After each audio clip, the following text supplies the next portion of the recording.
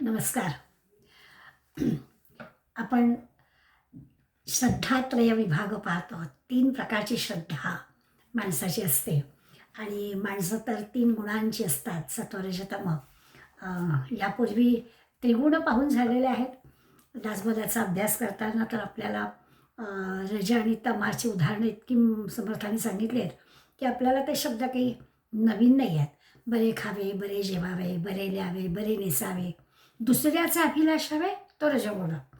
समर्थाने आपल्याला रजोगुण माणूस कसा असतो त्याच्या अनेक वेळा व्याख्या सांगितल्या. माझेची बरे असावे, दुसऱ्याचे सर्वची जावे, ऐसे आठवे स्वभावे, तो रजोगुण असं म्हटलं.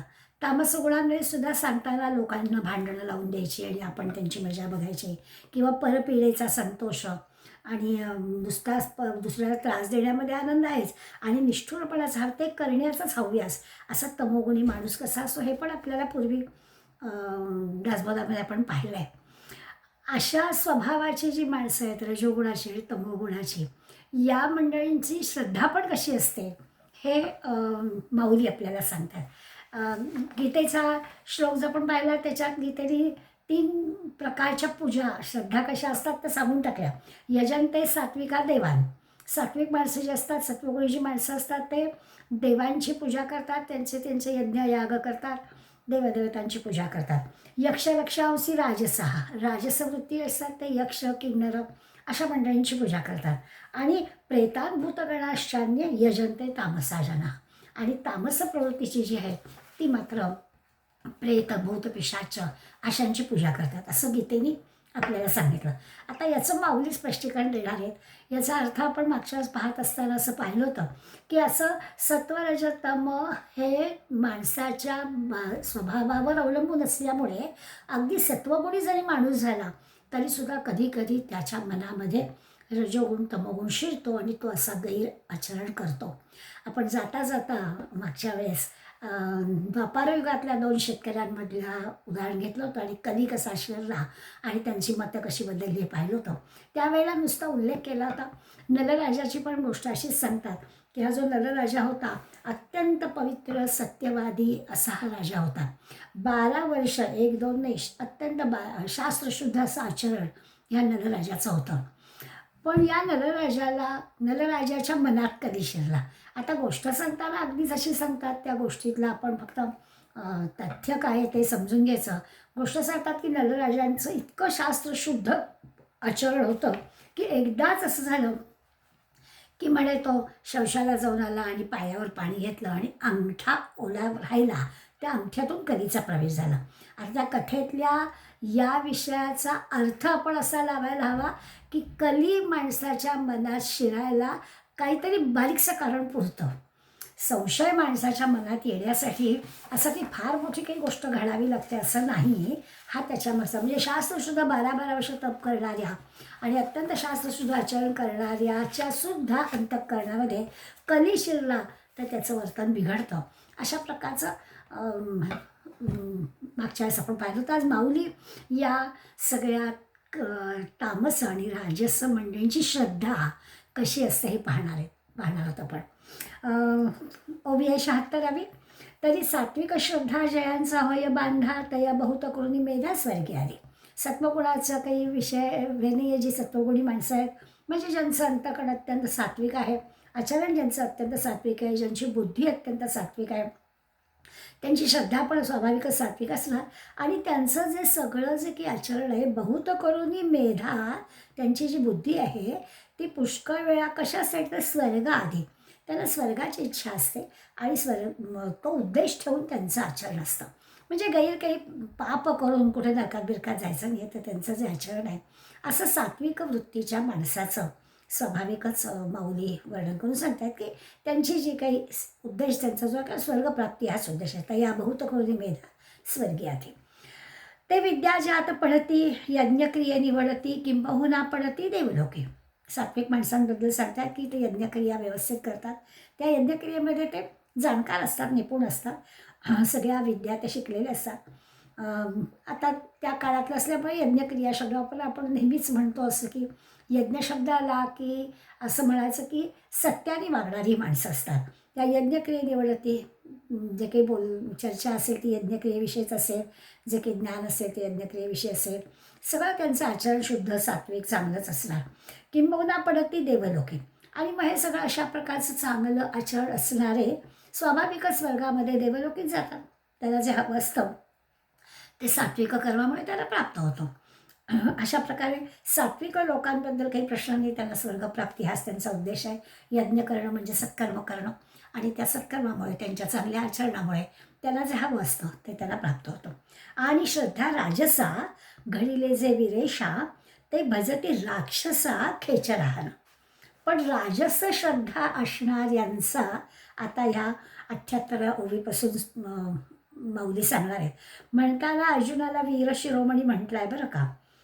अर्जुनाला सांगतायत, त्यामुळे ऐकून घ्या अर्जुना, काय सांगतोय मी ते. तू तर काय वीरांमधला शिरोमणी, अत्यंत शूरवीर आहेस, आणि तरी देखील तुला मी राजस श्रद्धा काय असते सांगणार आहे. आता त्याचं काय होतं तर राजस श्रद्धा असणाऱ्या त्या रजोगुणी माणसाचं अंतःकरण रजोगुणाने भरलेलं आहे. मग असे दासबोधातल्या ओळ्यांचा आधार घेऊन आपण रजोगुणी माणूस कसा असतो ते आपल्याला, आता ही श्रद्धा पण त्याची रजोगुणीच आहे, स्वभाव रजोगुणी असल्यामुळे त्याची श्रद्धा पण रजोगुणीच आहे. आणि असं ते अंतःकरण रजोगुणाने भरलेलं असल्यामुळे तो काय करतो तर भजती राक्षसा, राक्षस पिशाचांनाच तो भरतो. आकाशामध्ये खेचर, आकाशामध्ये संचार करणारे जे यक्ष आहेत त्या यक्षांची तो उपासना करतो. रजोगुणी श्रद्धा असणारा हा अशा यक्ष राक्षसांची. आता राक्षस शब्द म्हटला की आपण ज्याला अडतो, तर त्याचा अर्थ असा आहे की दुर्गुणी माणसांच्या सानिध्यात तो राहतो, वाईट माणसांच्या बरोबर तो राहतो, त्यांच्यावर त्याचा विश्वास बसतो. आपण जेव्हा आपल्या रोजच्या जीवनाशी ह्या गोष्टींचा विचार करतो तर यक्ष राक्षसांचं म्हणजे काय, कुणावर विश्वास ठेवणं, हे राक्षस प्रवृत्तीच्या माणसांशी मैत्री करणं, असा सगळा त्याच्या राजस असणारा, श्रद्धा राजस असणारा, रजोगुणी असणारा, अशा पद्धतीने अशा लोकांशी मैत्री करतो, अशा लोकांशी व्यवहार करतो. श्रद्धा जे का तामसी ते मी सांगेन तुझ्यापाशी, जे का केवळ पापराशी अतिकर्कशी निर्दयत्व आहे. आणि तामसबद्दल तर काय बोलावं सांगतो मी तुला. तामस श्रद्धेचे लोक कसे असतात त्याचं जर तुला लक्षण सांगायचं झालं तर केवळ पापाच्या राशी, यांच्याबद्दल आणखीन काय सांगू, जे का केवळ पाप राशी, अतिकर्कश, अतिशय निर्गुण, निर्दयी, निष्ठुर अशी ही तमोगुणी माणसं असतात. तमोगुणी श्रद्धा असणारी माणसं ही अशी अत्यंत निर्दय असतात, निष्ठुर असतात. तामस श्रद्धेचे लोक असे असतात. जीवमध्ये साधुनी बळी, भूतप्रेत कोळे मैळी, स्मशानी संध्याकाळी पूजितीच आहे. तामस श्रद्धा असणाऱ्यांचं पूजा अर्चा कशाची असणार, ते प्राण्यांचा वध करायचा, बळी द्यायचा, स्मशानामध्ये जाऊन तिथल्या अपवित्र अशा जागी भूतप्रेत आदी अमंगल देवतांची पूजा करायची, असं सगळं ह्या तामसी वृत्ती असणारे मंडळी अशा प्रकारचं काम करतात किंवा अशी श्रद्धा त्यांची असते. ते तमोगुणाचे सार काढून निर्मिले नर, जाण तामसीचे घर श्रद्धेचे. आणि मग असा तमोगुणांमधला आणखी अर्क म्हणजे तमोगुणी हा काय करतो, असा जो पुरुष आहे तो मुळीच तामस श्रद्धेचं माहेरघरच आहे. तामस श्रद्धाच तिथे वसती स्थानच आहे, तामसी श्रद्धा तिथे असते असं वागणाऱ्या माणसाचं. आता हे गीतेच्या श्लोकाचा अर्थ म्हणून माऊली दिलेल्या या ओव्या आपल्या लक्षात आल्या. पण आपल्याला असं वाटलं की अरे असं इतकं रजोगुणी आणि तमोगुणी, आणि एकीकडे तर आपण वर्णन करता ऐकतो की जास्तीत जास्त माणसं रजोगुणी असतात. हां, आता त्याच्यात आपण असं म्हणतो की सत्व रजोगुणी म्हणजे थोडंसं सत्व आणि शबल असं समर्थाने आपल्याला शब्द सांगितला आहे की त्या रजोगुणीच. प्रापंचिक माणूस आहे, थोडासा स्वार्थी असतो, आपलं तुपलं करतो, पण तो सत्वगुणाकडे जाणारा जर असेल तर सत्वगुणी म्हणजे सत्व रजोगुणी असं म्हटलं जायचं. आणि शबल शब्द पण वापरला इथे. तर मुळी तमोगुणी आणि रजोगुणाचं वर्णन माऊली करताय. त्याच्यात ते म्हणतात की तमोगुणाचा अर्क आहे तो असा म्हणजे तमोगुणी माणसाची श्रद्धा म्हणजे जणू काही त्याचं वसती स्थानच आहे. ऐसी ही तिही लिंगी त्रिविध श्रद्धा जगी, पै हे यया लागी सांगत असे. ही अशा 3 श्रद्धा, या 3 श्रद्धांची लक्षणं सत्वरजतमाची. सत्वाचं आपण सांगितलं की त्याचं प्रत्येक कर्म जे आहे ते असं स्वर्गात पुण्याच्या ठिकाणी जाण्याचं आहे, आणि रजतमाचं वर्णन आता माऊलीने केलंच आहे. आता हे सगळं मी का सांगतो आहे, पै हे यया लागी सांग, मी तुला हे सगळं का सांगताय. असं जे की सात्विक राजस तामस या 3 श्रद्धांच्या 3 खुणा जगामध्ये आपल्याला दिसतात, या मी तुला का सांगतो आहे. तर ह्याचं कारण असं आहे, जे हे सात्विक श्रद्धा जतन करावी प्रबुद्धा. वाईट गोष्टी एवढ्यासाठी सांगायच्या की त्या वाईट गोष्टी करायच्या नाही आहेत, म्हणून तुला हे सगळं सांगतोय. हे मी तुला का सांगतोय, तर जे हे सात्विक श्रद्धा, जी सात्विक श्रद्धा आहे ती जतन करावी प्रबुद्धा.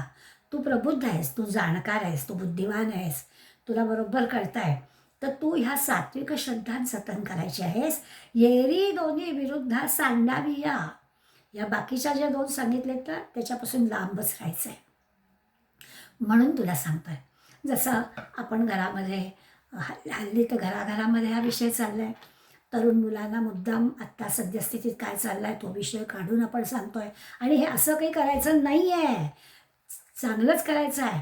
काही प्रश्न आला तर मोकळेपणाने घरात सांगायचं आहे, घरातल्या लोकांपासून लपवून ठेवायचं नाही आहे. हे असं सगळं का सांगतो, तसं आत्ता जणू की माऊली अर्जुनाला सांगतायत की हे सगळं मी तुला का सांगतोय. हे तम आणि रजचं सांगण्याची खरी काही आवश्यकता नाही, पण मी हे का सांगतोय, तर तू प्रबुद्ध आहेस, तू जाणकार आहेस, तू समंजस आहेस, इकडे काही करायचं नाही आहे. प्रबुद्ध म्हटलंय माऊलीने अर्जुनाला, बुद्धिमान म्हटलंय, जाणकार म्हटलंय, तर तू सात्विक श्रद्धा जतन करायची आहे. ह्या राजस तामस सांडावी या त्या टाकून द्यायच्यात.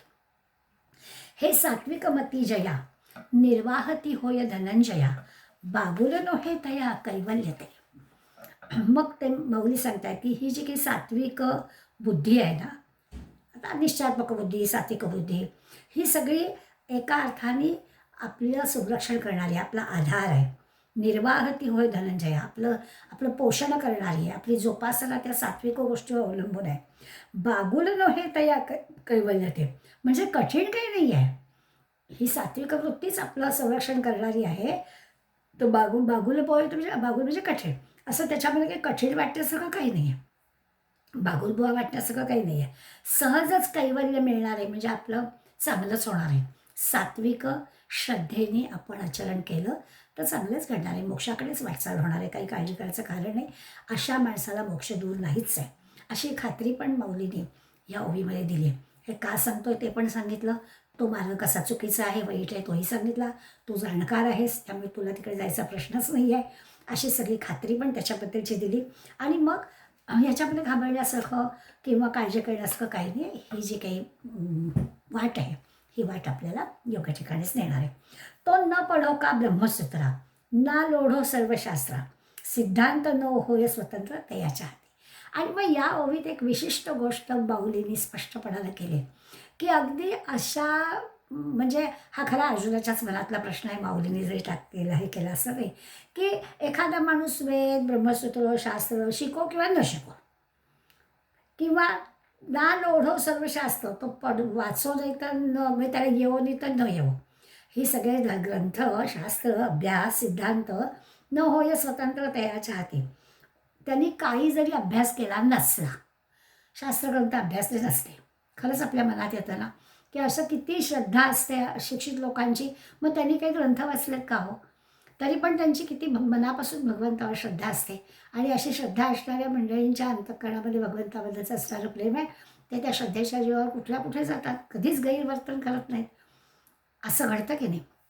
आणि म्हणून ह्या ओवीमध्ये ते सांगतायत की तो न पढो का ब्रह्मसूत्र, ना लोढो सर्व शास्त्र, काही अभ्यास केला नाही शास्त्रांचा, काही वेद पठण केलेलं नाही आहे, ब्रह्मसूत्र अभ्यासले नाही आहे, शास्त्र सिद्धांत त्याला काही समजत नाही आहेत, कुठल्याही ग्रंथांचा तरी अभ्यास केलेला नाही आहे, परी श्रुती स्मृतींचे अर्थ जे आपण होऊनी मूर्त, अनुष्ठाने जगा देतं वडील जे जे.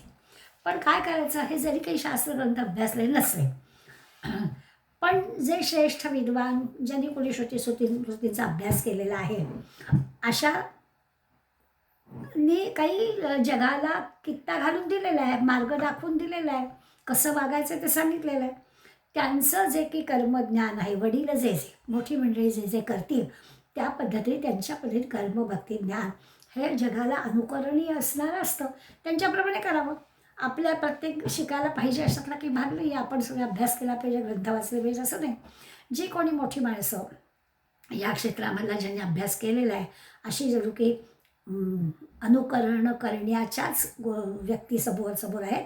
त्यांचं जसं काही अनुष्ठान असतं, ते जे काही करतात त्यांच्यासारखा कित्तागीर व्हावा, त्यांच्यासारखं आचरण करावं असं सांगतात. तयांची आचरती पाऊले, पाऊली सात्विकी श्रद्धा चाले, तो तेची फळ ठेविले ऐसे नाही. आणि असं ज्यांच्या चांगल्या पावलावर पाऊल ठेवून जाणारी जी मंडळी आहेत, त्यांच्या आचरणासारखं आचरण करणारी जी मंडळी आहेत, त्यांना पण असंच्या असं सगळं सात्विक मिळतंच. त्यांनी अभ्यास केला नाही आहे म्हणून त्यांना स्वर्गलोक मिळणार नाही असं नाही. तर आचरती पाऊले पाऊली सात्विकी श्रद्धा चाले, त्यांच्या पावलावर पाऊल ठेवून जे चालतात, जे श्रद्धावान त्यांच्यासारखं आचरण करतात, त्यांना जे फळ मिळणार आहे तेच याला फळ मिळेल. शास्त्र अभ्यास करणाऱ्यांना जे फळ मिळणार आहे, त्यांच्या पावलावर पाऊल ठेवून हा शास्त्र न अभ्यास केलेला जरी गेला तरी त्याला तेच फळ प्राप्त होईल, स्पष्टपणे सांगितलं आहे. म्हणजे असं सात्विक आचरण करणाऱ्यांसाठी हे जणू काही भगवंत तो राखून ठेवलं आहे की जा, तुला काही शास्त्र वाचायचं काय नाही, विश्वासानं, निष्ठेनं, श्रद्धेनं अभ्यास करणारी मंडळी ज्या मार्गाने जात आहेत त्या मार्गाने जा, तुलाही तेच फळ प्राप्त होणार आहे. आणि माऊलींना एखादी गोष्ट अशी सांगायची असली की ते आपल्याला दाखला देतात. तसा लगेच पुढल्या ओळीमध्ये ते दाखला देणार आहेत. ते म्हणतात, पै एक दीपू लावी सायासे आणि का तेथे लावू बैसे. समजा एखाद्या सद्गुरूंनी दिवा लावला आहे आणि त्या दिव्यावरती त्यांच्या शिष्याने दिवा लावला आहे, कल्पना करा, तर काय घडेल? तोच प्रकाश मिळणार आहे ना. त्यांच्या दिव्याने जो काही प्रकाश पडणार आहे त्या दिव्यावर यांनी दिवा लावला तरी प्रकाश तसाच पडणार आहे. तरी तो काय प्रकाश आहे? कंचीच आहे का? त्याला तो प्रकाश मिळणार नाही आहे का? तसा प्रकाश त्याच्या दिव्याने पडणार नाही का? पडणार आहे. यांनी शास्त्र शिकले म्हणून यांनी जे केलं आहे तसंच आचरण मात्र केलं पाहिजे, तर मग यालाही तसंच सगळं मिळेल. आणखी झाल्या, काय के मोल अपार बेचूनी केले धवलार, तो सुरवाडू वस्ती कर न भोगी काही. एखाद्याने पुष्कळ पैसे खर्च केले आणि छानपैकी घर बांधलं. काय के मोले अपार वेचूनी केले धवलार, छानपैकी भरपूर पैसा खर्च केला आणि घर बांधलं आहे, तो सुरवाडू वस्ती कर न भोगी काही. आता त्या घराच्या आश्रयाला येणाऱ्यांना ते मिळणार नाही आहे का? मिळणार आहे. घरातली बाकीची मंडळी पण त्याचा उपभोग घेणार आहेत. अगदी कशाला वाटसोल एखादा आला तो तरी तोसुद्धा त्या घरामध्ये त्या सुखसोयींचा फायदा घेणार आहे, पाहुणे घेणार आहेत, नातलग घेणार आहेत. घर जरी त्यांनी बांधलं असलं, पैसे जरी त्यांनी खर्च केले असले तरी सगळ्यांना त्याचा फायदा होणार आहे की हो. तसं शास्त्रग्रंथ ज्यांनी अभ्यास केले आहेत त्याच्याबरोबर त्याच्यासारखं आचरण करणारे स्वाभाविकच त्याचा फायदा त्यांना पण होणार आहे. अगदी साध्या साध्या उदाहरणातून माऊली आपल्याला हे पटवून देत आहेत. हे असो जो तळे करी ते तयाचीच तृषाहरी, की सुवारासीची अन्न करी येरा नव्हे. आणखीन पण दोन उदाहरणं दिली, साध्या साधी वाटणारी आहेत. की असं तलाव बांधला, मग तलाव बांधला तर तलाव बांधणाऱ्या एक तलावाला काही स्वतःलाच करायचं नाही किंवा तलाव बांधणाऱ्याची पण फक्त तहान नाही, सगळ्यांची तहान वर्षोनुवर्ष पाण्याचा प्रश्न त्यांचा सुटणार आहे ना. म्हणजे तलाव जो बांधेल त्यालाच फक्त फायदा होणार आहे नाही, त्याचीच फक्त तहान भागणार आहे अशातला काही भाग नाही आहे, सगळ्यांना त्याचा उपयोग आहे. किंवा घरामध्ये स्वयंपाक केला की ती घरातली जिनी केला तीच काही फक्त खात नाही की सगळ्यांनाच मिळते, येरा नव्हे, बाकीच्याला मिळत नाही का? सगळ्यांची भूक नाही का शमते? अशा सगळ्या छोट्या छोट्या गोष्टींमधून त्यांनी सांगितलं की एक जरी करत असला तरी त्याचा उपयोग अनेकांना होतो. तसं शास्त्रग्रंथ जरी एखाद्याने अभ्यासला असला तरी त्याच्यासारखंच आचरण आपण केलं तर त्याचा फायदा आपल्याला सुद्धा होणार आहे असं लक्षात घ्यायचं आहे. बहुत गाय बोलो पैगा, एका गौतमासीची गंगा, येरा समजता काय जगा बोहोळ झाली.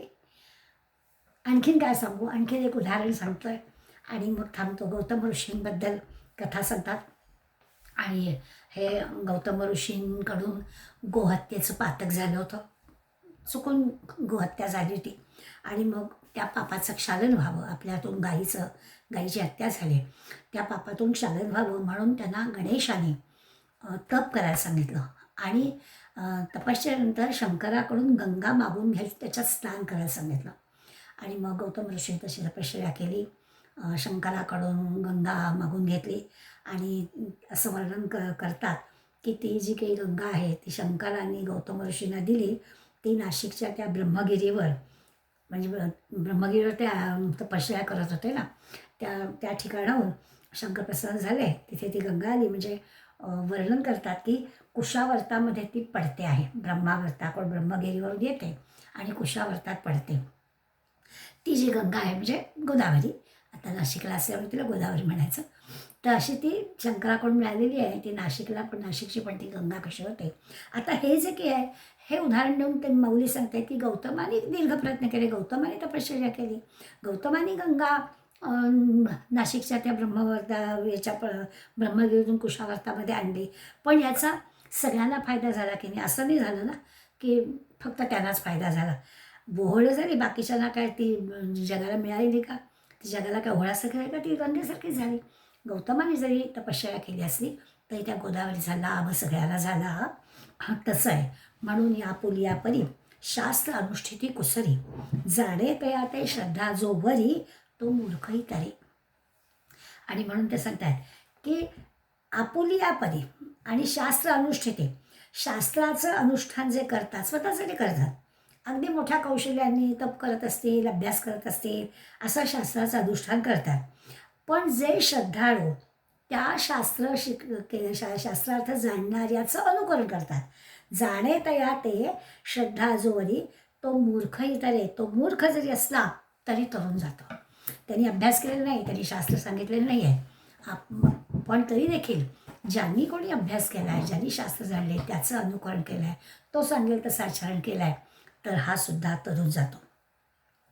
आता विविध शास्त्रग्रंथांचा अभ्यास करणारे जे आहेत त्यांच्यावर आपली श्रद्धा असली पाहिजे. त्यांनी अभ्यास केला आहे ना, त्या श्रद्धेचं आपल्याला ते कसं आचरण करतायत त्या आचरणासारखं आचरण आपण केलं म्हणजे फार काही शास्त्राची माहिती नसली तरी देखील बिघडत नाही आहे. पण आहे, पण श्रद्धा हवी, निष्ठा हवी, त्यांच्यासारखं आचरण करायचं आहे, ते सांगतील ते, त्या पलीकडे दुसरं काही नाही, अशी श्रद्धा असली पाहिजे. म्हणजे माऊलींनी आपल्याला याच्यातून सांगितलं की जे शास्त्र जाणणाऱ्या, शास्त्र ग्रंथांचा अभ्यास करणाऱ्यांवर श्रद्धा ठेवायची, संत ग्रंथांवर श्रद्धा ठेवायची, संतांच्या आचरणावर श्रद्धा ठेवायची. संत चरित्रातल्या कितीतरी गोष्टी आपल्याला माहिती आहेत की सद्गुरूवरती निष्ठा असल्यावर का असा प्रश्न विचारलाच नाही. नेहमीच आपल्याला गोंदवलेकर महाराजांची आठवण होते. तुकाराम महाराजांनी परीक्षा घेताना काय केलं होतं, खड्डा काय काढायला सांगितला, माती बाजूला करायला काय सांगितली, तिथे खेळणारं लहान मूल काय ठेवायला सांगितलं, माती काय टाकायला सांगितली, वरती फळी काय ठेवायला सांगितली, आणि आता इथे नामाला बस सांगितलं. ऐकताना सुद्धा मनात प्रश्न आहेत की ते मूल माझं नाही आहे, ते खड्ड्यात कसं ठेवायचं आणि माती कशी टाकायची. पण या मागे माझ्या सद्गुरूंचा हेतू जो आहे तो चांगलाच आहे, अशी पक्की निष्ठा होती. अशी निष्ठा शास्त्र जाणणाऱ्यांवर, संतांवर असली तरच हे सगळं फळ आपल्याला मिळणार आहे. सात्विक त्याच्यासाठी हे ग्रंथ अभ्यासले पाहिजे तसं नाही, किंवा ग्रंथ अभ्यासले नाहीत तर आम्हाला हे कसं जमेल असाही प्रश्न पडायचं कारण नाही. पण पुढल्या श्लोकात अशास्त्रविहितं घोरं तप्यन्ते तपोजनाः दंभाहंकार संयुक्ता कामराग बलान्विताः. पण गीता असं म्हणते, आता बघा गीतेच्या 4थ्या श्लोकामध्ये 3 प्रकार फक्त सांगितले की सत्वगुणी माणसं असतात ती देवदेवतांचं उपासना करतात, रजोगुणी जी म्हणजे असतात ती यक्षरक्षांशी, राक्षसांची म्हणजे कुकर्म करणाऱ्यांची, वाईट माणसांची अशी उपासना करतात, पूजा करतात, आणि तामस जे आहेत ते असे भूतपिशाचांची पूजा करतात. पुढे लगेच अशास्त्रविहितं घोरं तप्यन्ते तपोजा ये जनाः तप्यन्ते, जे लोक तप करतात. आता जे लोक तप करतात कसं करतात, आत्ता आपल्याला वर्णन करून माऊली स्पष्ट करून सांगितलं की जे शास्त्र जाणणार आहेत त्यांचं अनुकरण करावं, तर मग आपल्याला त्याला जे फळ मिळणार आहे तेच आपल्याला मिळणार आहे.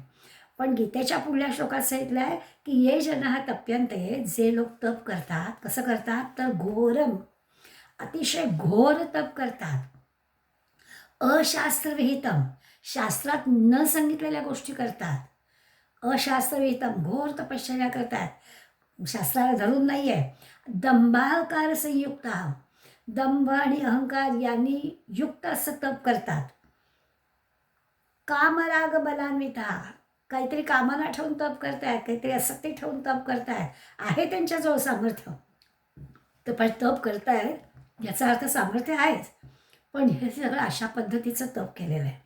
आता असे जे आहेत तामसी तपश्चर्या, तामसी श्रद्धा आहे, त्याच्याबद्दल चाललं आहे की असं तप करणाऱ्यांचं काय होणार. असे जे असुरी प्रवृत्तीचे लोक आहेत, तामस प्रवृत्तीचे लोक आहेत, भोगवादी आहेत, आसक्ती असणारे आहेत, आत्ताच्या ह्याच्यात म्हटलं तर आपण पैसा मिळवण्यासाठीचे आहेत, म्हणजे वाटेल त्या मार्गाने पैसा मिळवणं. आता ह्या गीतेच्या वेळेला आणि माऊलींच्या वेळेला ज्या काही तामसी गोष्टी होत्या त्याच्यात भरच पडली असेल. आपल्या मंडळीने आणि आत्ताच्या लोकांनी भरच घातली की तामसी प्रवृत्तीचे लोक काय काय करत असेल, तर ते त्यांची बुद्धी, त्यांचं तप हे ह्या कारणासाठी लावतात. ही जी काही त्याच्या ह्या सगळ्याची त्यामागची जी प्रेरणा आहे ती कशी आहे, अतिरेकी आहे. त्यांचं जे तप करतात त्याच्यासाठी पण ते प्रयत्न करतात, वाईट गोष्टी मिळवण्यासाठी करत असलेले प्रयत्न. हे जे काही तप आहे, हे तप काय आहे, अतिरेकी गोष्टींचं तप आहे. सगळं स्वार्थाने, वाईट मार्गाने आपल्याला मिळालं पाहिजे अशा निरनिराळ्या गोष्टी लोक करतात, तप करतात. आता हे की शास्त्राला धरून नाही, अशास्त्रविहितम आहे, शास्त्राच्या पद्धतीत सांगितल्याप्रमाणे नाही. आणि मग खरं तर हे शरीराला कष्टवणं आहे, उगीचच्या उगीच शरीराला कष्टवून वाईट मार्गाने या गोष्टी करणं आहे, ह्याला तामसी श्रद्धा म्हणायचं.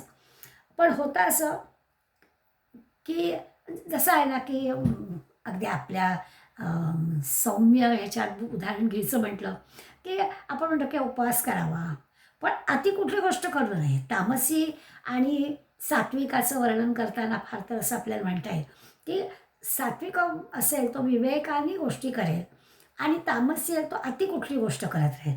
त्यासाठी असंच आहे. त्यामुळे तपश्चर्या करायची अशास्त्रविहितम घोरम अशी जी तपश्चर्या आहे ती तामसी तपश्चर्या. त्याच्यातून काही मन प्रसन्न राहणार नाही, शरीराला पण त्रास देऊनच हे सगळं करावं लागेल. खरं असलं पाहिजे काय, तर भगवंताशी अनुसंधान असायला हवं, सात्विक होते, विवेकाने कराव्याची गोष्ट हवी. मग त्याच्यासाठी आपल्याला लागणारी जी काही मनाला बंधनं घालायला लावतात ती जरूर घ्यावी. म्हणजे मी गमतीनं म्हणते की करायचंच असती टी व्ही संन्यास घ्यावा ना, किंवा टी व्ही बघणार नाही असं म्हणावं. अशा प्रकारच्या काहीतरी गोष्टी ज्या आपल्याला चांगल्या मार्गाकडे घेऊन जाणाऱ्या असतील अशा प्रकारच्या कराव्या. वस्तूंचा संग्रह कमी करावा. जसं मी गमतीला म्हणते की तुमच्या आमच्या वयाला आता सोनं चांदीची दुकानं, कपड्यांची दुकानं यांची काही खरी आपल्या गरज नाही आहे. हां, रोजच्या भुकेसाठी लागणाऱ्या ज्या गोष्टी आहेत, अन्न वस्त्र निवाऱ्यासाठी तेवढ्यापुरतं असलं की पुरेसं आहे. तर अशा प्रकारचं काहीतरी ठरवावं आणि सत्वगुणाकडे अधिक वाटचाल कशी होईल असा प्रयत्न करावा. पण इथे अशास्त्रविहितम घोरम असं सगळं आहे.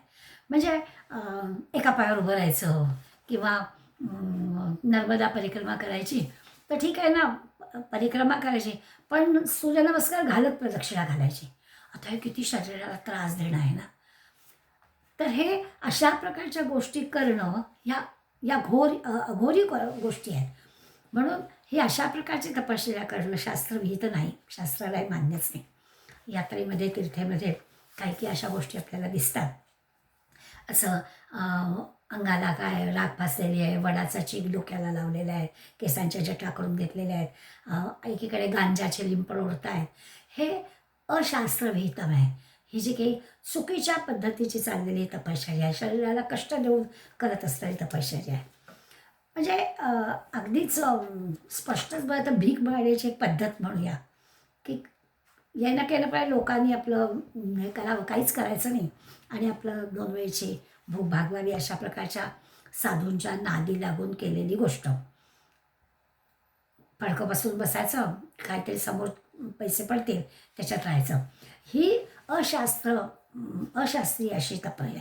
समर्थांच्या तपश्चर्येचं आपल्याला माहिती आहे. 12 वर्षाचा हा मुलगा आणि 12 ते 24 या वयामध्ये किती घोर तपश्चर्या केली, पण ती शास्त्राला धरून केली.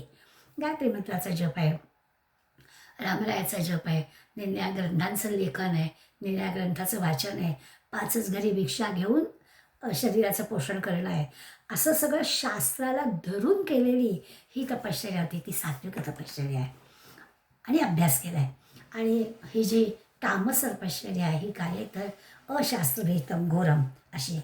अघोरी तप करणारे तमोगुणी जे असतात, दांभिक असतात, खोट्या असतात आणि अशा त्यांची अपेक्षा अशी असते की लोकांनी आपल्याला काहीतरी मोठं समजावं, 4 लोकांनी बघावं, फोटो काढावेत, पेपरमध्ये द्यावं, अशा प्रकारच्या काहीतरी गोष्टी कराव्यात. काहीतरी लोकांनी आपल्याला पैसे मिळवून द्यावेत याच्यासाठी अशा गोष्टी केलेल्या असतात. हेतू वेगळे असतात. ह्याच्यातून काहीच सत्वगुणाकडे जाण्याचा वगैरे वगैरे काहीच हे नसतो. अहंकारी पण असतात. अत्यंत क्रोध असतो यांना. असं सगळं म्हणजे समजा एखादी कुठली सिद्धी प्राप्त झाली असली तर त्याचा गैरवापर करण्याकडेच त्यांची प्रवृत्ती असते. असे काही चमत्कार दाखवून लोक काही हे करणार नसतात, पण अशा प्रकारचे किमया करण्याचे उद्योग त्यांचे असतात. कधी कधी भीती दाखवण्याचा उद्योग असतो आणि असे भीती दाखवायचं, लोकांना शाप द्यायचे, लोकांकडून पैसे मिळवण्यासाठी ते उद्योग करायचे, असं हे सगळं तामसी घोर असणारं, शास्त्रविरहित असणारं अशा गोष्टींचे कृत्य असतात. आपल्याला परिचय असणारं म्हणजे रावण असाच होता. रावणाने तप केलं आणि देवाला प्रसन्न करून घेतलं आणि मग शंकराच्या चरणी तर अगदी स्वतःला पूर्णपणानं आपल्याला सिद्धी मिळावी म्हणून त्या सिद्धीचं बळ प्राप्त होऊन काय वाटेल ते करायला तो तयार होता. याचा अर्थ असा आहे की याच्यातसुद्धा ती आसक्ती आहे. मला काहीतरी मिळावं म्हणून ती केलेलं तप आहे. आपल्याकडे असणारी ही जी काही तपश्चर्येने मिळणारी शक्ती आहे त्याचा गर्व पण आहे आणि त्याचा जो उपयोग आहे तो वाईट कामासाठी आहे. असं सगळं जे आहे या सगळ्या गोष्टीला भगवंताचा विरोध आहे, म्हणजे शास्त्राचा विरोध आहे. माऊली ह्याबद्दल आपल्याला सांगणार आहेत. म्हणजे हे जे आत्ता जो गीतेतला 5वा श्लोक आपण पाहिला की अशास्त्रविरहितम घोरम जे आहे, असं जे करतात, जे लोक अशा प्रकारचं तप करतात ते सगळे काय आहे, दंभानी अहंकाराने करतात. माऊली आपल्याला त्याबद्दल त्या काळातली उदाहरणं आहेत, पण आजही आपल्याला थोड्याफार फरकाने अशा प्रकारच्या गोष्टी दिसतात. त्यामुळे असं शास्त्राला धरून न केलेल्या ज्या काही गोष्टी आहेत त्या समाजघातक आहेत. त्या व्यक्तीच्या तर घातक आहेतच आहेत, पण समाजाच्या दृष्टीने पण घातक आहेत. ना शास्त्राचे नि कीर नावे, खाकरोही नेणती जीवे, परी शास्त्रज्ञाही शिवे टेको नेदिते. कीर नावे म्हणजे शास्त्राचं नावसुद्धा घेत नाही, त्यांना ग्रंथ माहिती नाहीत, धर्मग्रंथाचं नावही घेत नाही, शास्त्राचा अभ्यास केलेलाच नाही आहे, म्हणजे ते जाणतच नाहीत, शास्त्र वगैरे त्यांना माहीतच नाहीत, असे ते मूर्ख खरं म्हणजे आहेत. पण त्यांना शास्त्र कळतं असं नुसतं आवडायचं, म्हणजे ज्याला कळतं आहे त्याचा सल्ला पण घ्यायचा नाही. त्यांनी म्हटलं ना, शास्त्रज्ञ म्हणजे जाणणारा. ज्याला कोणाला शास्त्र कळतं आहे त्याला विचारायला पण जायचं नाही, स्वतःला कळत नाहीच आहे, पण ज्याला कळतं आहे त्याचा सल्ला पण घ्यायला जायचं नाही. म्हणजे श्रद्धा सात्विक नाहीच आहे ना, त्या कुणाला विचारावं, बरोबर काय चूक आहे समजून घ्यावं वगैरे वगैरे काही नाही. ते इथं म्हटलं खाकरोही नेणे, शास्त्र जाणण्याच्या याला प्रमाणे उलट ते म्हणतात की असा जाणणारा जो आहे त्यांना गावाच्या सीमेवर टेकू देखील देत नाही, टेको नेदिती. शास्त्रज्ञान शिव म्हणजे गावाची वेस, त्या गावाच्या वेशीवर येते, म्हणजे त्यांच्यापर्यंत ते पोचतच नाही. कोणी एखादा असा जाणकार असेल तर त्याच्याशी ते बोलतसुद्धा नाहीत, त्यांचं नावसुद्धा घेत नाहीत, त्यांना चौकशी पण करत नाहीत. असं सात्विक श्रद्धा नसल्यामुळे शास्त्र जाणणाऱ्यांच्या आचरणाला, त्यांच्या बुद्धीला ते प्रमाण मानतच नाहीत, लक्षच देत नाहीत. वडिलांची आक्रिया देखोनी वाती वाकुलिया, पंडिता डाकुलिया वाजविते. आणखीन काय काय करतात, जे वडील मंडळी आहेत म्हणजे मोठी माणसं आहेत ते काही सांगतायत आपल्याला तर त्यांना वाकुलिया म्हणजे ते वेडावून दाखवतात, त्यांचं काही ऐकत नाही. खरं म्हणजे ही ओवी वाचताना आपल्या पण लक्षात येतं की आपण काही सांगायला ना की आम्हाला कितीतरी वेळा आमच्या पुढल्या पिढीकडून ऐकायला लागतं, आई आमच्या वेळी असं काही सांगू नका, तुमच्या वेळेचं सगळं वेगळं होतं, असं सहजपणानं बोललं जातं. इथे तेच म्हटलं आहे, वडिलांची या क्रिया, जे शास्त्रानुसार वागणारी जी मोठी माणसं आहेत घरातली, देखोनी वाती वाकुल्या, त्यांच्या वागण्याकडे बघून वाकुल्याच दाखवल्या जातात, म्हणजे त्यांचं वागणं पटतच नाही, त्यांना वेडावूनच दाखवलं जातं, कारण ते आत्ता काळाला योग्य नाहीच आहे असंच दाखवलं जातं, नावच ठेवली जातात. पंडिता डाकुलिया वाजविते, म्हणजे जे पंडित आहेत, विद्वान आहेत, यांचा पण वाकुल्या उपहास करतात. वाजवलं, चुटकी वाजवणं म्हणतो ना, म्हणजे त्यांना असं त्यांचा तिरस्कार करतात. एखाद्या माणसाला चुटकी वाजवणं म्हणजे काय, त्यांचं काही न ऐकणं, अशी त्यांची चेष्टा करणं, वाकुल्या दाखवणं, त्यांचं न ऐकणं, वेडावणं, कुणाचंही ऐकायचं नाही. हे जी तामसी श्रद्धा असणाऱ्या माणसांबद्दल चाललं आहे. शास्त्र कळत नाही आहे, ज्याला कळत आहे त्याचं ऐकायचं नाही आहे, जी मोठी मंडळी आहेत त्यांचंही काही ऐकायचं नाही आहे, उलट त्यांना आणखी नावच ठेवायची आहे. अशी जी आहेत ही तामसी श्रद्धा असणारी मंडळी आहेत. आपलेनीची आटोपे, धनित्वाचेनी दर्पे, साचची पाखांडाची तपे आदरिते. आता म्हणतात आपलेचे नि आटोपे, म्हणजे आणखीन आपला अहंकार आहे, अभिमान आहे, धनित्व म्हणजे श्रीमंतीचा पण गर्व आहे, दर्पे म्हणजे त्या श्रीमंतीचा गर्वाचा दर्प येतो. चांगल्या मार्गाने काही पैसा मिळवलेला नसतो, त्यामुळे तो श्रीमंतीचा गर्वाचा दुर्गंधीच ती येते. साचपी पाखांडाची, पाखंडी लोकांचं जे की खोटेपणाचं जे की आहे त्यांचे तपे आदरिते, त्या तपासण्याचा ते आदर करतात. हे जे तामसी श्रद्धा असणारी मंडळी आहेत त्यांनाही आपली वडील माणसं, शास्त्र जाणणारे हे आपल्या जवळचे वाटत नाही, त्यांची चेष्टा करायची. आणि जी अभिमानानं, अहंकारानं, श्रीमंतीच्या गर्वानं, खोट्या तपाचरणानं जे कोणी शास्त्रबाह्य आचरण करणारी असतात त्यांचाही मंडळी आदर सत्कार करतात, त्यांचं अनुकरण करायला जातात, त्यांचा अंगीकार करतात. पाखंडी म्हणजे नास्तिक, ह्या अशा नास्तिक मंडळींच्या मागे ते जातात. तामसी प्रवृत्तीची मंडळी, कसा कसा त्यांचा दंभ अधिकार वाढतोय, अहंकार वाढलेला असतो ते सांगतात. अशा या तपाला ते प्रमाण मानतात, खोटेपणाला प्रमाण मानतात. आणि मग प्रमाण मानतात ते त्यांच्यासारखंच करायला जातात. मग त्यांचा आदर्शच हा चुकीच्या मार्गाचा असतो, पण त्याला तो चुकीचा वाटत नाही, तोच बरोबर वाटतो. आपुलिया पुढिलांचिया, अंगी घालुनी कातिया, रक्तमांसा प्रणितया भरभरो. आणखीन पुढे म्हणतात की आपल्या स्वतःच्या किंवा दुसऱ्यांच्या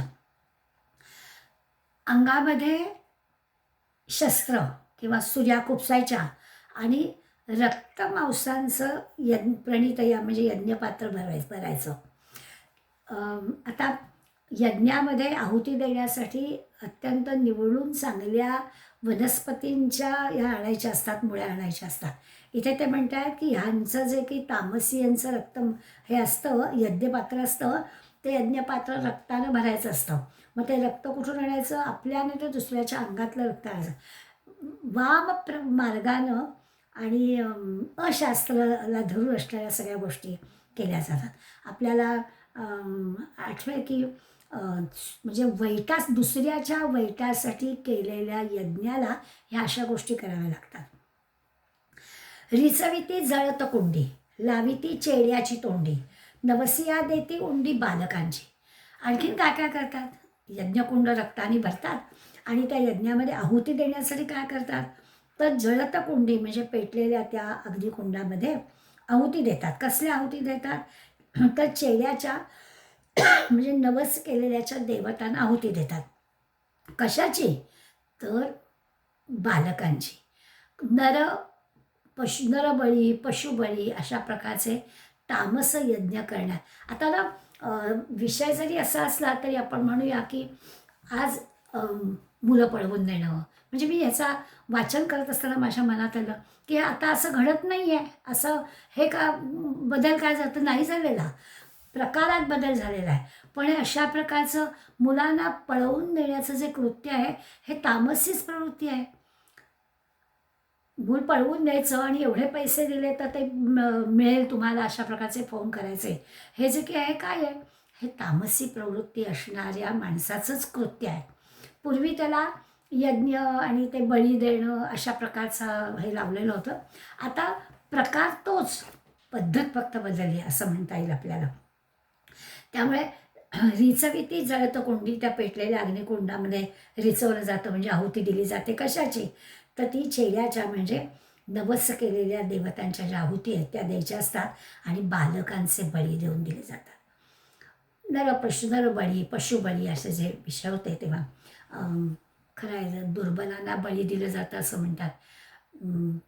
आता दुर्बलांना म्हणजे काय, मुलं पळवून देणं, आता त्या अशा प्रकारच्या गोष्टी करणं ही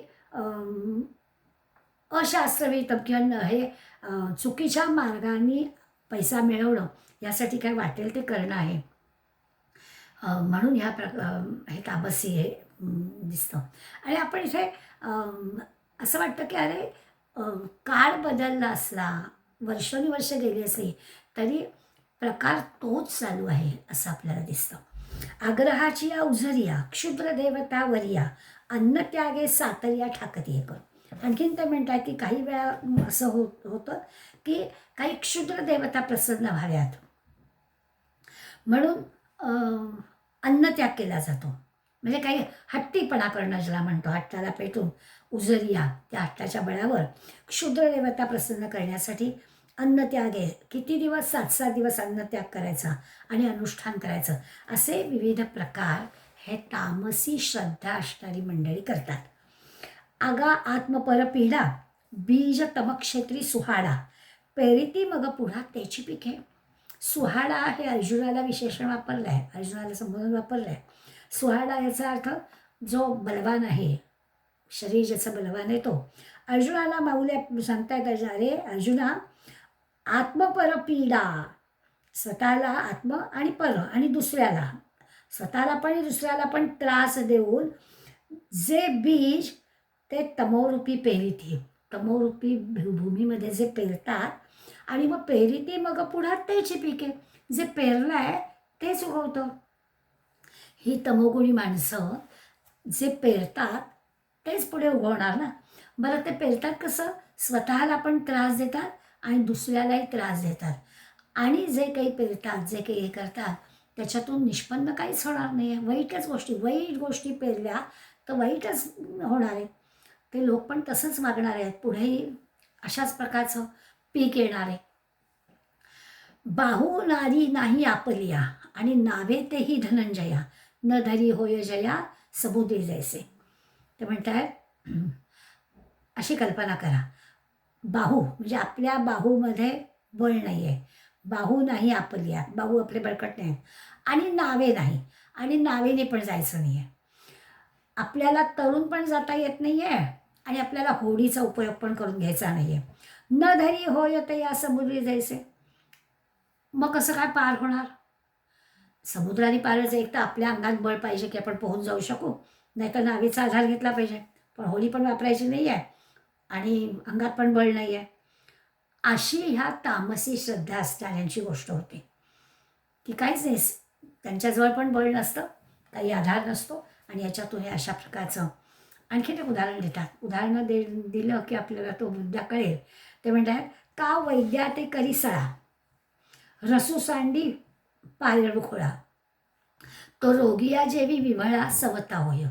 का म्हणतो? तर रोगी माणसाबद्दल सांगतायत की होतं असं की एखाद्या रोग्याने नाही आपल्याला बरं, वैद्याने कधी सर्व वैद्याचा तो जो कोणी औषध देणार आहे त्याचा द्वेष केला. याला काही येत नाही, याचं काही मला औषध नको. रसू सांडी औषध घेतलंच नाही, लाथेनं ते औषध उडवून दिलं. तो रोगिया जेवी विव्हळा सवता होय. त्याचा रोग बरा होणार कसा? तो विव्हळतच राहणार, मरणारच, त्याला यातना भोगायला लागणारच. अगदी नक्कीच आहे. सवता म्हणजे स्वतःलाच त्रास सोसावा लागणार. एकतर औषध घ्यायला पाहिजे, पण ते घेतलं नाही आणि त्याचा द्वेष केला तर मरणाशिवाय दुसरं काहीच नाही आहे. असा हा तामस आहे. नाना पडिकरांचे निसळे काढी आपलेची डोळे ते वानवसा आंधळे जैसे ठाके. एखाद्या डोळस माणसाचा द्वेष केला, पडिकरांचे म्हणजे डोळस माणसं, पडिकरांचे निसळे काढी आपलेचे डोळे. एखाद्या डोळस माणूस आहे, चांगला माणूस आहे, त्याचा द्वेष करून स्वतःचेच डोळे फोडून घेतो. ते वानवसा आंधळे जैसे टाके. आणि आपणच अंधाळ होतो. आपणच अंधाळ राहिलं तर आपल्याला घरातच बसून राहायला लागणार आहे. झालं काय? त्याच्या द्वेषामुळे आपलं स्वतःचं नुकसान करून घेतलं. असा हा तामसी श्रद्धा असणारा माणूस आहे. तैसे तया असुरा होये जे निंदुनी शास्त्रांची सोये सैन्य धावताती मोहे आडवी जे का. तैसे तया असुरा होये, तसा हा जो कोणी शास्त्र मार्गाची निंदा करणार आहे, स्वैराचारी आहे, हा काय करतो तर नुसता सैन्य म्हणजे सैरावेळा, सैन्य धावताती मोहे आडवी, नुसता सैरावैरा अरण्यामध्ये फिरत असतो, भटकत असतो. तशी ह्या असुरांची स्थिती होते. हा जो राक्षसी तामसी प्रवृत्तीचा आहे त्याची स्थिती अशी होते. काहीच त्याला मिळत नाही. कामो करविते करीती, क्रोधो मारविते मारिती, किंबहुना माते पुरिती दुःखाचा गोंडा. काम म्हणजे इच्छा. कामो करावी ते करते, जी काही इच्छा होईल ते करायचं. क्रोधो मारावी ते मारते. राग आला, कुणावर राग आला की लगेच त्याला त्या रागाचा लगेच परिणाम काय असेल मारून टाकायचं. किंबहुना मातेपुरती दुःखाचा गोंडा. नुसतंच नाही तर उगाच सुद्धा कारण नसता सुद्धा म्हणजे मनाला येईल ते करायचं, राग येईल तर मारून टाकायचं. उगाचच्या उगाच कारण नसताना किंबहुना मातेपुरती दुःखांचा गोंडा, देवाच्या पण मूर्ती गाडून टाकायच्या. अशा शास्त्राला मंजूर नसणाऱ्या अघोरी तपांबद्दल आणखीन काय खुलासा सांगू, असं माऊली म्हणत आहेत की या सगळ्या 5व्या श्लोकामध्ये जो काही वर्णन केलं आहे त्याच्याबद्दल काय सांगावं. तर ही जी असुरी प्रवृत्तीची, तामसी प्रवृत्तीची, राक्षसी प्रवृत्तीची माणसं आहे ती हे असं शास्त्राला मान्य नसणारं अघोरी कृत्य करतात आणि या अघोरी कृत्यांमुळे काय होतं. परत एकदा श्लोक वाचते म्हणजे मग पुढल्या श्लोकाकडे जाता येईल. कारण हे भराभरा जाण्यासारखंच आहे. याच्यामध्ये की आपल्याला फार रमायचं नाही आहे. माऊलीने पण सांगितलं आहे की हे केवळ माहिती पाहिजे म्हणून सांगतो आहे. ये जनाः तप्यन्ते, हे जे लोक तप करता आहेत, कसं तप करतायत तर घोर, अत्यंत घोर तप करतायत. वर्षोनिवर्ष त्या तपातून त्यांना काय मिळवायचं आहे तर अशास्त्रविरहित, शास्त्राला धरून कुठली गोष्ट ते करत नाही आहेत, स्वतःच्या मनानंच करतायत. आणखीन दंभांकार संयुक्ता, आपला अहंकार, आपला दंभ, आपला गर्व यांनी युक्त असणारे तप आहे. काम राग बलान्विता, आपल्या कामना, आसक्ती, आपलं हे अभिमान, अहंकार असणारं सामर्थ्य वाढवण्यासाठी केलेलं हे तप आहे. अशा प्रकारचं जे अघोरी तप आहे याचा माऊली म्हणतात. आता आणखीन काय खुलासा करू तर एक महत्त्वाची गोष्ट पुढल्या श्लोकात ते सांगणार आहेत आणि मग हा तामसी किंवा राक्षसी जो श्रद्धा आहे त्या श्रद्धेबद्दल ते विषय बदलणार आहे. कर्षयंत शरीरस्थम भूतग्राममचेतसः मांचैवांत शरीरस्थम तान्विद्यान सुनिश्चय. ते म्हणतात शरीरस्थम म्हणजे आपल्या शरीरात असणारे, काय आपल्या शरीरात भूतग्रामम, पंचमहाभूत. आपलं शरीर ज्या पंचमहाभूतांनी बनलेलं आहे ती आपल्या शरीरस्थ असणारी पंचमहाभूतं. अंतः शरीरस्थम मामेव, आणि भगवंत म्हणतो मी स्वतःसुद्धा आपल्या प्रत्येकामध्ये तो आहेच. त्यामुळे शरीरात असणारा तो परमात्मा आणि शरीरात असणारी ही पंचमहाभूतं कर्षयंतः, त्यांना कष्ट होतात. हे जे सगळं तामसी वर्णन आपण वाचलं यांनी काय घडतं तर त्याला तर होतातच, स्वतःला कष्ट होतात, त्याच्यातून काहीच निष्पन्न होत नाही हे झालंच. पण तो देहधारी आहे त्यामुळे त्या देहधारी असणाऱ्या, त्या देहामध्ये असणाऱ्या त्या परमात्म्याला कर्षयंतः कष्ट होतात, त्या पंचमहाभूतांना कष्ट होतात. तान अचेतसः, आणि ते हे अज्ञानी माणसं करतात, त्यांना कळत नाही. अज्ञानामुळे काय होतं तर त्यांना स्वतःला त्रास होतोच होतो आणि त्यांच्यामध्ये असणारा जो परमात्मा आहे, मी आहे, मामेव, मलासुद्धा ते कष्ट देतात.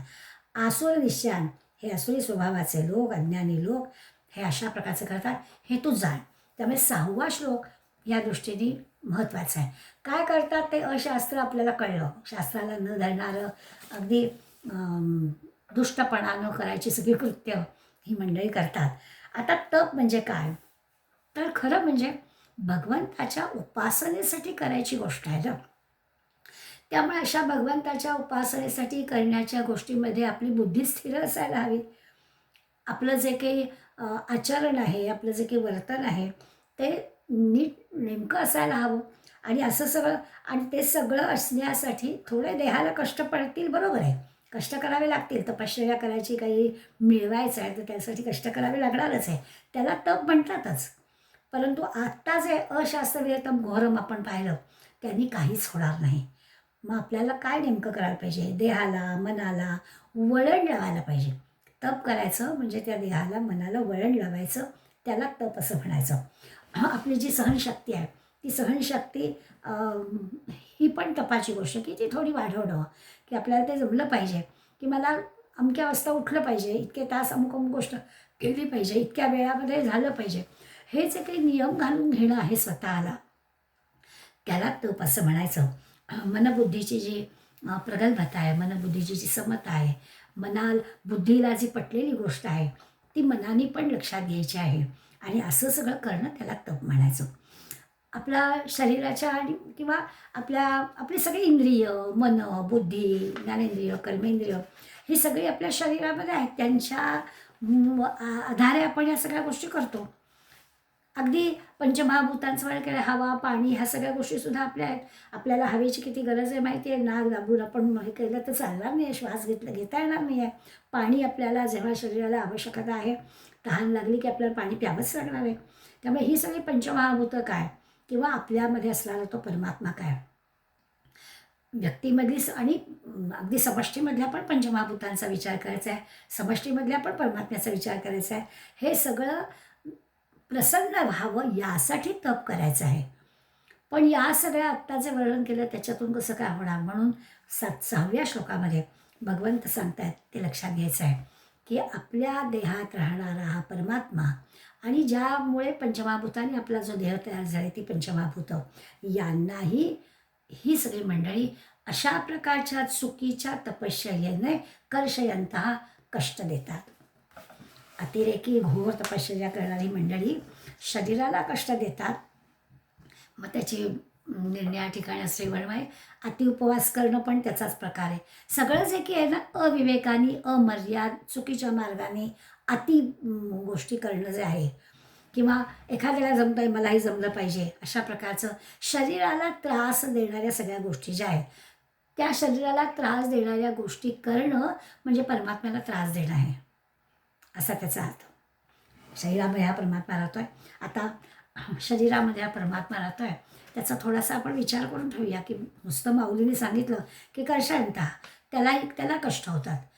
आपण चुकीचं वर्तन केलं तर कष्ट होतात कोणाकोणाला, काय चुकीचं वर्तन केलं की काय कष्ट होतात, असा जो प्रश्न आपल्याला विचारता आपण लक्षात घेतलं पाहिजे, थोडासा विचार केला पाहिजे, तर आपल्याला हा मुद्दा पटेल. असं आहे की आपल्या अंतरंगात असणारा हा जो परमात्मा आहे, आपल्या चुकीच्या आचरणाने त्याला कष्ट होतात. याचा अर्थ असा आहे की आपल्या प्रत्येक अवयवाला त्या परमात्म्याकडून जी शक्ती मिळते, तर अवयव जरी काम इंद्रिय जरी काम करत असली तरी ते काम परमात्म्याचंच आहे. परमात्माच त्या इंद्रियांना तशी काम करण्याची बुद्धी देतं. त्यामुळे ते मन, बुद्धी, ती सगळी इंद्रिय ही सगळी परमात्म्याच्या इच्छेनं चालतात. क्षणभर आपण असा विचार करू की परमात्मा सूर्यदेवतेच्या रूपानं आपल्या डोळ्यांना शक्ती देतं. आपण डोळ्यांनी बघतो. आता डोळ्यांनी बघतो म्हणजे काय, डिम्म काळोख असेल तर आपले डोळे काहीच नाही करत, त्याच्यासाठी मग आपल्याला काहीतरी दुसऱ्या दिव्याचा तरी वापर करा. म्हणजे सूर्य ही आपली दृष्टीची देवता आहे, तर असं म्हणूया की सूर्यदेवतेच्या रूपाने आपल्याला डोळ्यांना दृष्टी मिळते. असं प्रत्येक इंद्रियाची ते वरुण देवतेच्या रूपाने आपल्या जिभेला जी रसना आहे, चव जी आपल्याला कळते ती आहे. किंवा दैदिक देवता, दिशा ज्या सगळ्या आहेत त्याच्यामुळे आपल्याला श्रवण करण्याची शक्ती मिळते. या सगळ्या ज्या काही अशा म्हणजे आपल्या इंद्रियांना, मनाला, बुद्धीला भगवंत अशा मार्फत शक्ती देतो. आता पाहण्यासाठी डोळ्यांना भगवंताने शक्ती दिली आहे, मान्य आहे. आता जर आपण चुकीचं पाहिलं, वाईट पाहिलं तर डोळ्यांना कष्ट होतील, म्हणजे परमात्म्याला कष्ट होईल. साधी गोष्ट आहे.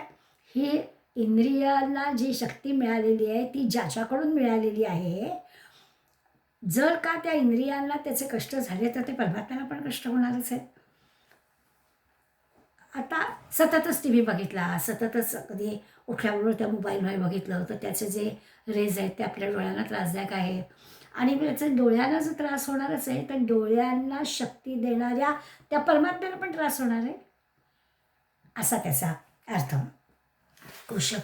कर्षयंती शरीरस्थ म्हटलं आहे, तर शरीरात राहणाऱ्या त्या ईश्वराला त्रास होतो, कष्ट होतात. असा विचार, दुसऱ्याची निंदा करणं, दुसऱ्याला वाईट म्हणणं, आपल्या रसनेमध्ये असलेल्या भगवंताला ते कष्ट आहेत. आपल्या रसनेने गैर वापर करणं रसनेचा, चुकीचं काही म्हणणं, तर त्या रसनेमध्ये जी शक्ती आहे, भगवंताची शक्ती आहे, त्यामुळे त्यांनी चांगलं बोलण्यासाठी ती शक्ती आपल्याला दिलेली आहे, दुसऱ्याची निंदा करण्यासाठी नाही दिलेली. कानात देवता दिलेल्या आहेत, तर चांगलं ऐकण्यासाठीच दिलेले आहेत, वाईट ऐकण्यासाठी आपल्याला दिलेले नाही आहेत. याला तपश्चर्या म्हणायचं.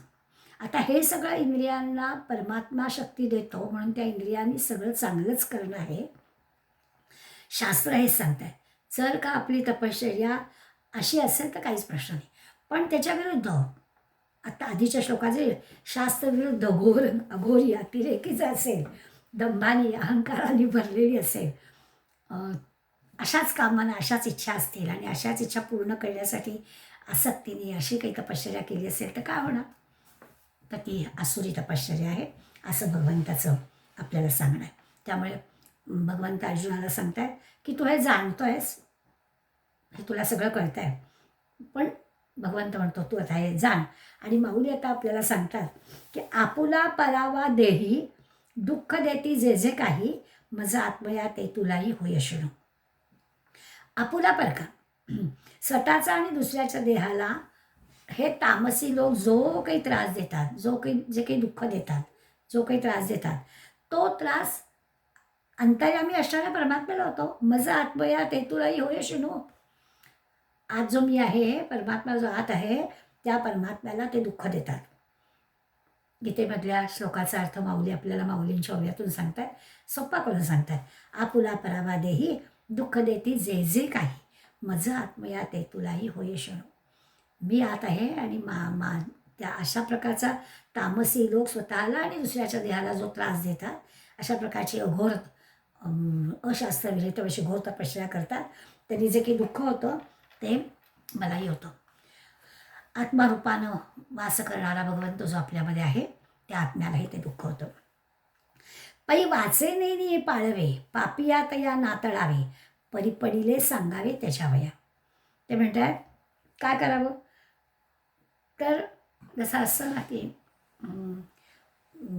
पापी या काळात पापी लोकांचा स्पर्श झाला की काय घडतं, बरं असं विटाळणं बरं नाही, तर असं होणं बरं नाही, मग त्याचा त्याग करावा.